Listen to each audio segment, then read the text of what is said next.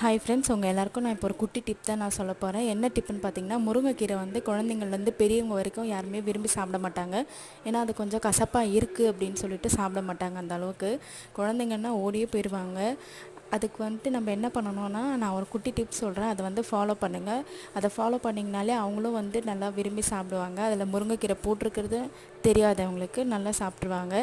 First வந்து முருங்கைக்கீரையை வந்து நல்லா உருவி வெயிலில் காய வச்சு எடுத்துக்கோங்க. 2 டேஸ் போல் காய வச்சு எடுத்து அதை பவுட்ரு மாதிரி நல்லா அரைச்சி வச்சுக்கோங்க. அதை ஸ்டோர் பண்ணி வச்சுக்கலாம். பவுட்ரு மாதிரி அரைச்சி வச்சுருக்கிறத நம்ம வந்து இட்லி ஊற்றும் போது, தோசை ஊற்றும் போது அந்த மாவில் 3 ஸ்பூன் போல் ஆட் பண்ணிவிட்டு நல்லா கலந்து தோசை ஊற்றி கொடுத்தீங்கனாலும் தெரியாது, இட்லி ஊற்றினாலும் தெரியாது. அது பவுட்ரு இருக்கிறதுனால யாருக்குமே அந்தளவுக்கு கண்டுபிடிக்க மாட்டாங்க அதில் முருங்கைக்கீரை வந்து ஆட் பண்ணியிருக்கோம் அப்படின்னு சொல்லிட்டு. ஸோ வந்து அவங்க எல்லாருமே சாப்பிட்ருவாங்க. முருங்கைக்கீரையும் ஒரு ப்ரோட்டீன் சத்து தானே, நம்ம கால்சியம் கிடைக்கும், இரும்பு சத்து எல்லாமே அதில் இருக்குது. ஸோ வந்துட்டு எல்லாருமே சாப்பிட்ணும். வெறுமனே கொடுத்தா சாப்பிட மாட்டாங்க. இந்த மாதிரி கொடுத்தீங்கன்னா தெரியாது, அதனால் அவங்க சாப்பிட்ருவாங்க ஈஸியாக. ஸோ இந்த மாதிரி ட்ரை பண்ணி பார்த்துட்டு எப்படி இருக்குன்னு சொல்லிட்டு நம்ம சேனலில் கமெண்ட் செக்ஷனில் கமெண்ட் பண்ணுங்கள்.